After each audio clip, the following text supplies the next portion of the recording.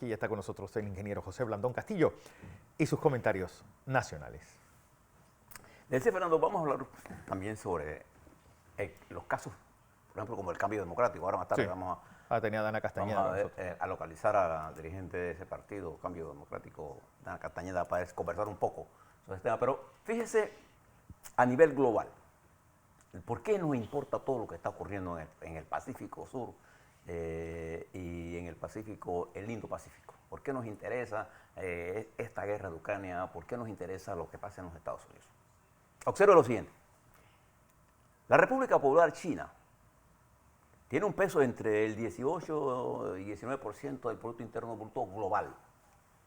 Fíjese, se calculaba, fíjese el verbo cómo lo conjugo ahora, se calculaba que China, al ritmo que llevaba de crecimiento, en el año de 2030 podría convertirse en la primera potencia.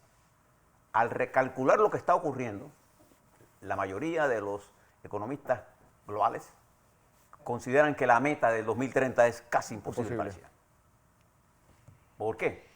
Porque está cayendo el Producto Interno Bruto a 2%, porque no hay un agotamiento del sistema de reformas que se estaba haciendo y no hay en el nuevo planteamiento de Xi Jinping para su próximo quinquenio una clara orientación hacia dónde va ese mercado. Y entonces, los Estados Unidos, que habían movido todas sus empresas hacia allá del mundo buscando mano de obra barata, ahora la está retirando. Preste atención a esta cosa que está pasando. ¿Y dónde la va a ubicar? Cerca de sus mercados. Claro. En países de alto nivel de confiabilidad. ¿Y para qué lo está haciendo? Para darse cuenta que su política de los años 70 de apertura y de movilización de su industria hacia China era un problema. ¿Dónde viene esa industria? Hacia América Latina. Debería. Sí, se está moviendo ya. Porque también Vietnam es el gran receptor de toda esa... Esa es la otra parte de allá. Para evitar el transporte, entonces lo están haciendo entre Vietnam, Corea y Japón. Pero esa mercancía tiene que regresar. ¿A dónde va a regresar? ¿Por dónde va a cruzar el Océano Pacífico? El canal de Panamá. Porque independientemente de lo que diga el presidente López Obrador o lo que diga el señor Daniel Ortega, tomará decenas de años en caso de que ellos intenten hacer canales. Mientras, una vez que una compañía decide por dónde va su paso, en el largo plazo es difícil que lo cambie. Sí. Fernando. Por eso que nosotros es importante la estabilidad. Una vez que una compañía de transporte marítimo, como por ejemplo de contenedores, se establece en Panamá, que se cambie para otro lugar. Tenemos que ser muy chambones y muy... Sí, es muy complicado para ella, porque ellos hacen sus planes de largo plazo. Bueno, ahí está el famoso que los han promocionado, este puerto abierto en Costa Rica. Es decir, eso es entonces hay problemas, claro. A desmano de todo, es decir, es muy difícil que alguien mueva. Y ese mismo problema tiene Colombia. Tiene Colombia con Buenaventura. Porque la logística internacional requiere de un nivel de experiencia. Y esa experiencia vale dinero. Eso es lo que valemos nosotros. Dinero, o sea, en términos de inversión, pues no estoy hablando como país. Bien. Pero fíjense que acumulado todo eso, el mundo está exportando migración. Migración producto de políticas de destrucción de países como el caso de Libia, por ejemplo, para Europa, de la destrucción de casi todo y la explotación de África, políticas de migración por modelos totalitarios que llevaron a la destrucción de países como Cuba, Venezuela, Nicaragua, y países de élite que llevaron a la concentración de la riqueza y produce exportación de mano de obra, tanto de Venezuela, de Colombia, bueno, Ecuador fue un ejemplo concreto del volumen de gente que salió y que está afuera. Salvador, Guatemala. Entonces, migración es un tema global. Esta caída, además, las pandemias, tuvo un efecto importante en el mundo. Y nosotros fuimos uno de los países que mejor controló esa epidemia y que hoy, gracias a la vacunación, a todos los esfuerzos que hizo nuestro equipo médico, de seguridad, todos nuestros científicos, nosotros tenemos controlada la epidemia. Y la política de cero COVID no la estamos aplicando, sino coexistir la economía con el control de la pandemia fue una estrategia correcta. Pero eso no es suficiente. Porque el mundo en general, Fernando, estimado televidente y radio escucha, atraviesa una de las crisis más grandes de los procesos democráticos. Cuando hablo de democracia, en todos sus colores. Si usted quiere mirarlo, mire lo que está pasando en Inglaterra. No es que el sistema político va a colapsar, no, no.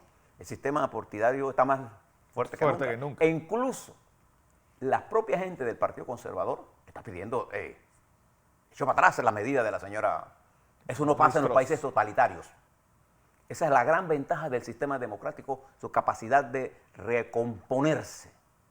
Usted tiene una palabra de regenerarse. Resiliencia.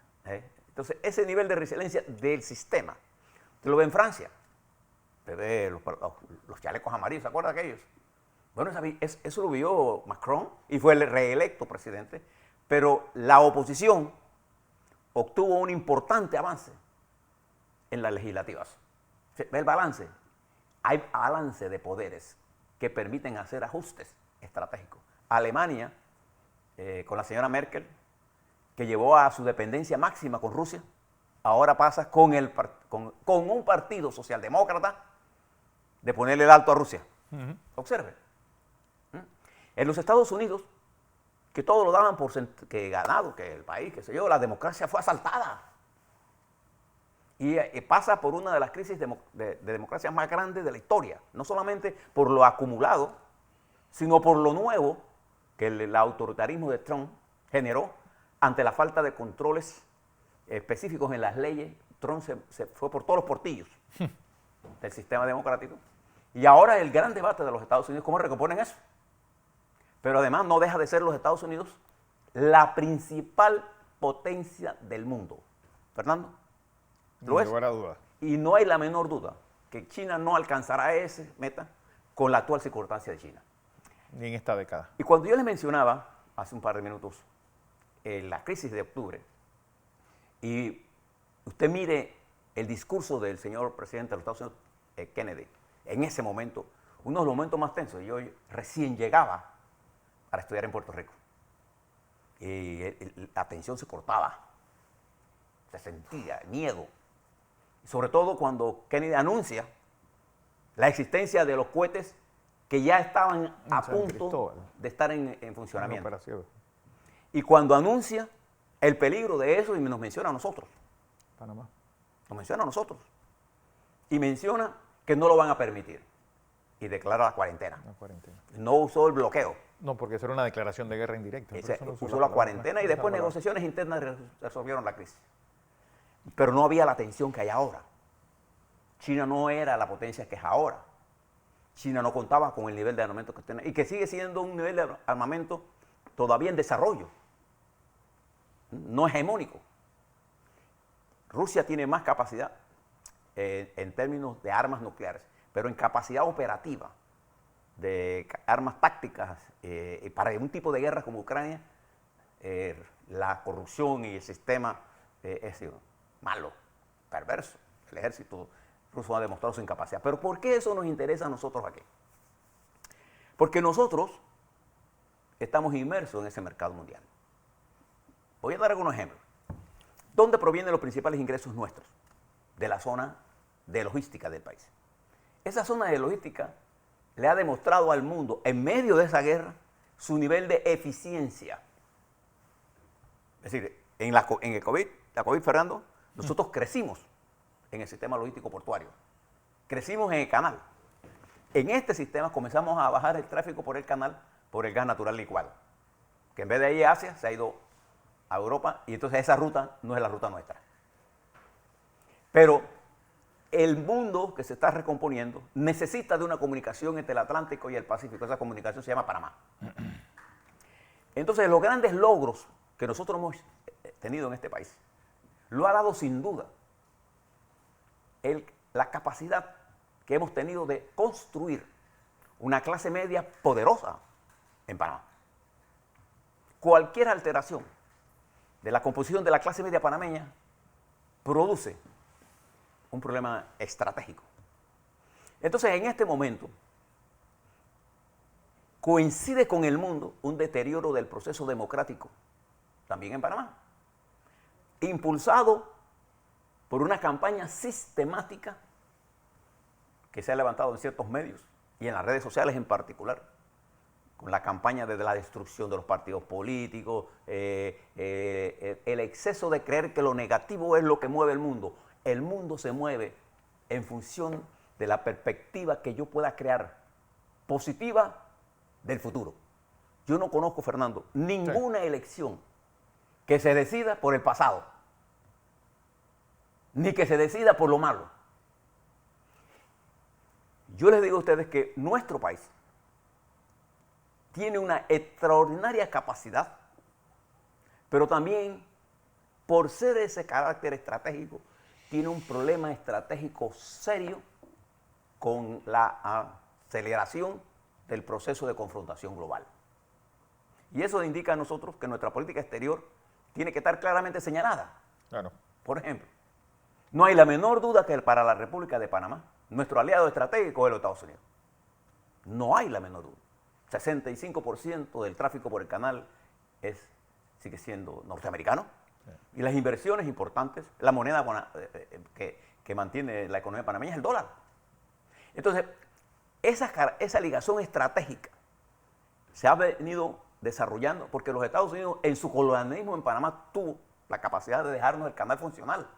Eso no lo hizo el colonialismo europeo, no, que fue destructor de las riquezas, bueno, sobre todo y destructor incluso de la institucionalidad de los países africanos, que algunos fueron creados artificialmente para promover la división. El Congreso de Berlín. Igual que pasó en Medio Oriente. Sí.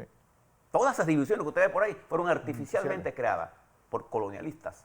En Panamá, nosotros pudimos ampliar el canal, adquirimos el canal, pero tenemos un tratado de neutralidad que nos obliga a tener una neutralidad activa. Pero además de eso, los últimos años, décadas, han sido años de crecimiento sostenido, pero no de distribución importante. Entonces, cuando hablamos de distribución, no pensemos en socialismo. Cuando hablamos de distribución, pensemos en que la generación de la riqueza debe producir una mejor distribución del ingreso, pero bajo los parámetros del desarrollo estructural de la República de Panamá. Todo aquel que le esté prometiendo una nueva nación, que le esté hablando de hay que refundar el país, está hablando tonterías. Porque las fuerzas motrices que va a estar el canal de Panamá es 100% panameño. Sí. Y usa la tercerización como un elemento de hacer más rentable una actividad que ya es rentable para nosotros, con los límites que tiene. Pero el crecimiento nuestro tiene que ser regionalizado a través de integración del interior al Panamá. Pero nosotros tenemos que prestarle atención a la crisis mundial, porque una de las cosas que está poniendo en riesgo la crisis mundial es la libertad. No solamente la libertad política, Fernando, la libertad empresarial, la libertad de pensar, la creatividad, y de pensar que para resolver la crisis tenemos que retroceder. No. Para resolver la crisis Panamá tiene que avanzar, aprendiendo lo que hemos hecho bien y descartando lo que hemos hecho mal. Lo que hemos hecho bien es mantener una estructura con las deficiencias que tiene la democracia, con libertad. Entonces, atentar contra esa libertad, promoviendo ideas al margen de la sociedad panameña, o intentar crear o replantear modelos totalitarios, no nos produce a nosotros nada más que retrocesos. El esplendor de la nación brilla más cuando hay libertad para todos. Pero la libertad exige un nivel de respeto y un nivel de discreción clara frente a lo que le hace daño a la nación, que lo que son los intereses personales, individuales. ¿Qué es lo que está pasando en Panamá en esta coyuntura? Entre las redes sociales y algunos medios de comunicación han logrado creer que la mentira es el arma más poderosa para ganar una elección. Y no se escatiman en mirar y estudiar la realidad, ni la nacional ni la internacional. Exacto. Y es por eso que nosotros hacemos un esfuerzo diario aquí, por brindarle ese pantallazo internacional unido al pantallazo nacional, para que estemos alerta, que necesitamos algunos ajustes en nuestra estructura, sin duda alguna. Pero lo que nosotros no necesitamos es aventurerismos. Destruir todo para ver qué salimos después. Sí, y para buscar un Mesías. Un Mesías. Bueno.